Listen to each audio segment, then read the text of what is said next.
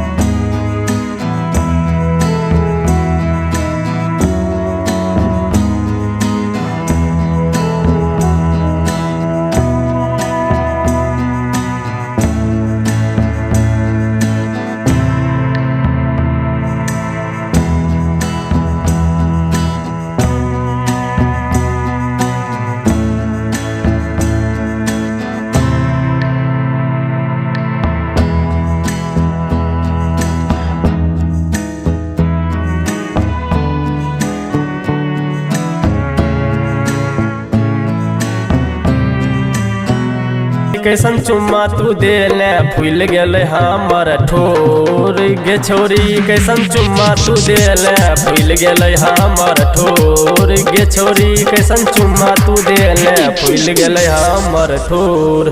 Khushi recording studio Baluaha.